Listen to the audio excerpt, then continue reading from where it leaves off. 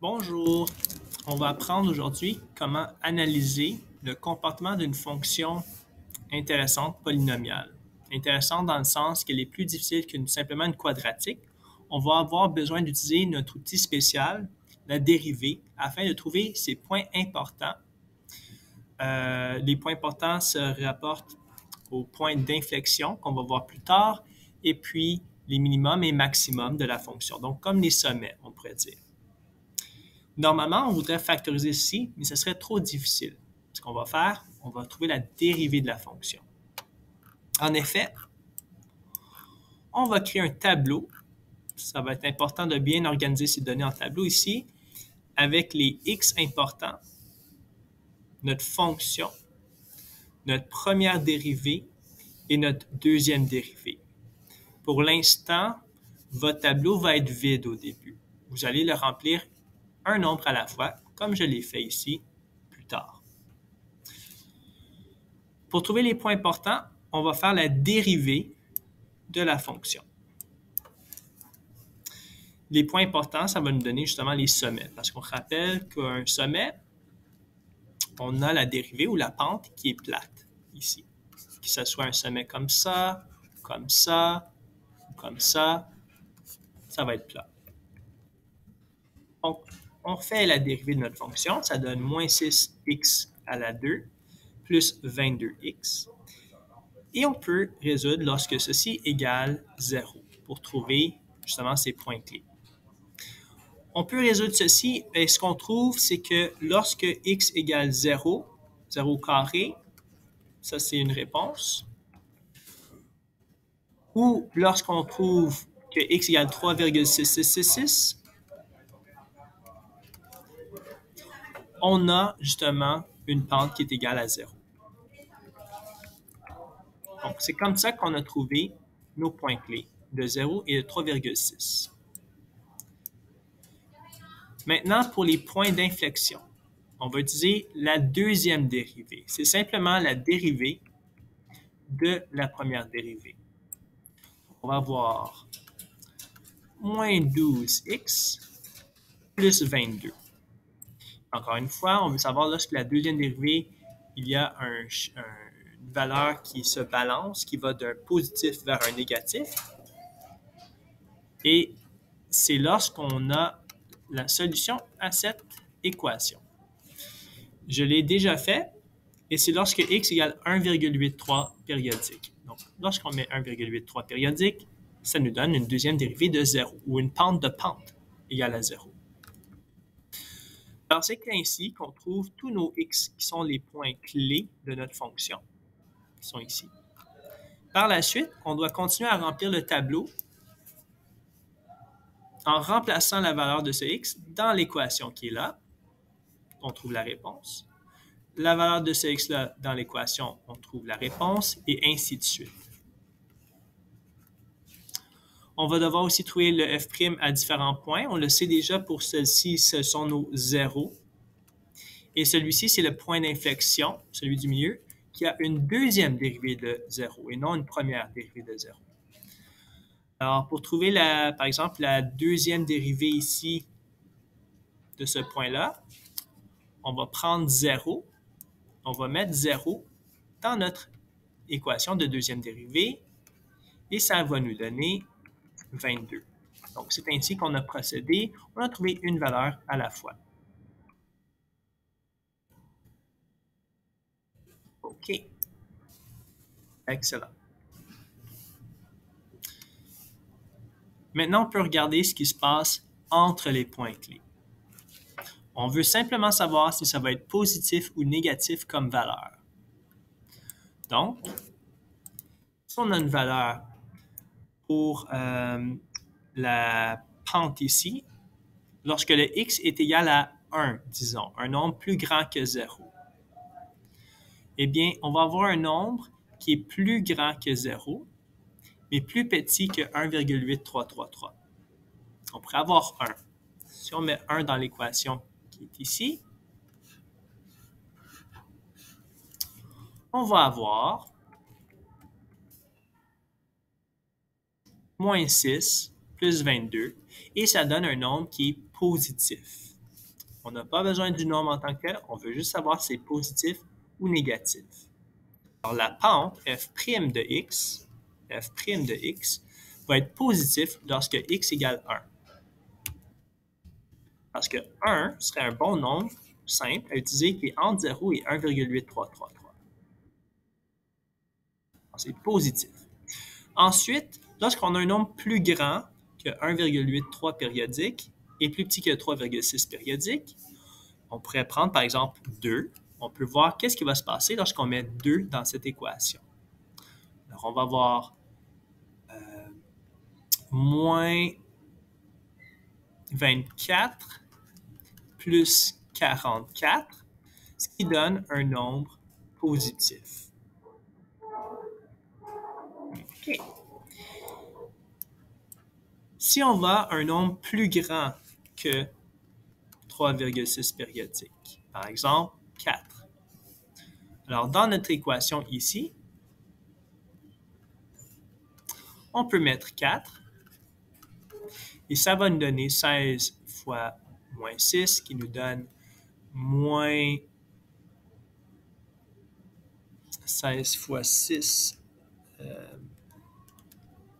ça donne moins 96 plus 88. On voit que c'est un nombre négatif. Alors, ça veut dire qu'ici, on va pouvoir écrire un nombre négatif.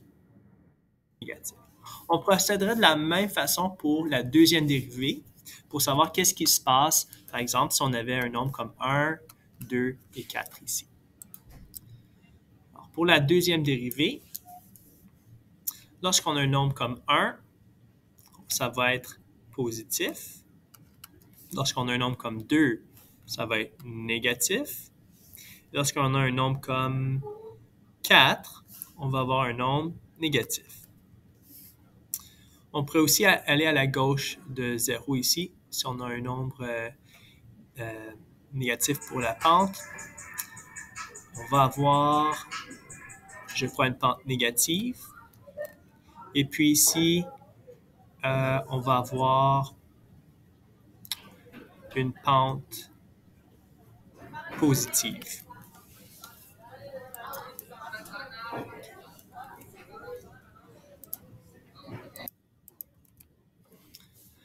Alors, qu'est-ce que cela nous dit? Et comment on peut utiliser le tableau pour dessiner la fonction ou faire une esquisse du graphique? Eh bien, c'est les transitions pour les dérivées de fonctions. Donc ici, on voit que la dérivée était négative et elle devient positive en passant par 0. Donc, c'est une pente qui descend. Et ensuite, ça va être pente qui remonte. Et elle passe par 0. Ensuite, la pente va continuer à augmenter. On va parler du point d'inflexion plus tard. On va juste se concentrer sur f' pour l'instant. La pente continue à monter, à monter, à monter, à monter. Ça continue à monter. Et puis, à ce point-là, il va y avoir une transition car se passe de positif, comme ça, vers du négatif. Donc ici, la pente va être de 0. On peut s'attendre ici à une pente un peu comme ça, et ici une pente un peu comme ça, ou une courbe, je devrais dire. Maintenant, que se passe-t-il avec ce fameux point d'inflexion? La pente est positive dans les deux cas. Cependant, la pente de la pente, comment la pente change? Parce que peut-être cette flèche-là ou cette pente-là n'est pas la même que cette pente-là. En effet, la pente de la pente, elle commençait positive et elle devient négative. C'est-à-dire que la pente augmentait, elle devient plus tard 0, l'augmentation de la pente devient 0, et puis ensuite devient négative. Donc la pente, elle commence peut-être ici petite, elle augmente de penter de plus en plus, de plus en plus, éventuellement le changement de la pente arrête de changer à une pente constante, et ensuite la pente commence à réduire en termes de pente. Elle pente de moins en moins, de moins en moins, de moins en moins, de moins en moins, de plus en plus comme ça.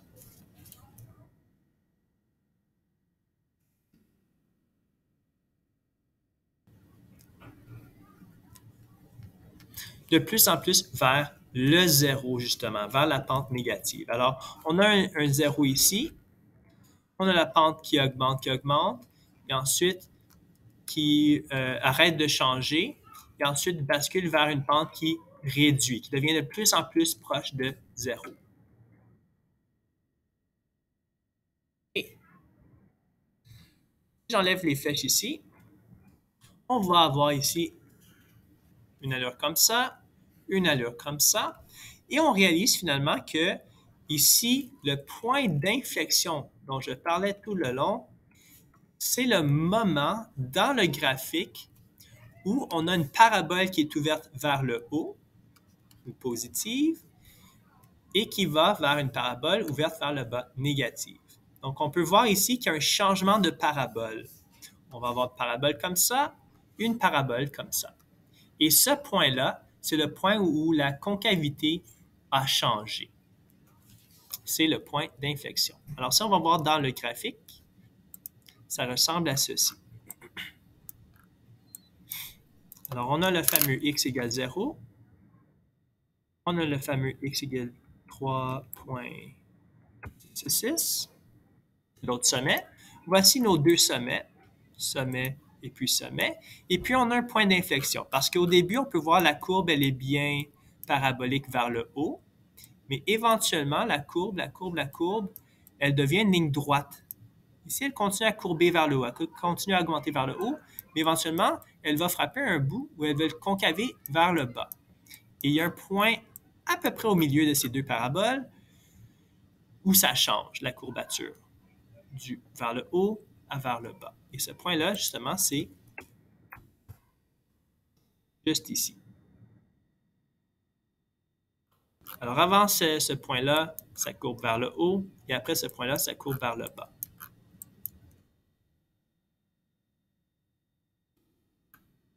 Et puis, on peut déterminer exactement les valeurs exactes des x et des y pour chacune de ces situations. Alors, on a courbé vers le haut, ça, et vers le bas, comme ça. Ici, on peut voir que la pente, ici, elle commence négative, mais elle va vers le positif. Donc, c'est comme une augmentation de la pente. Elle commence négative, mais elle va vers le positif. Alors, si on peut dire, c'est une concavité positive ou c'est un F'' positif. Alors qu'ici, la concavité commençait positive, mais elle devient négative. Alors, on peut dire que le F'' ici est négatif. La concavité est vers le bas. OK? Alors, j'espère que vous appréciez. Merci beaucoup.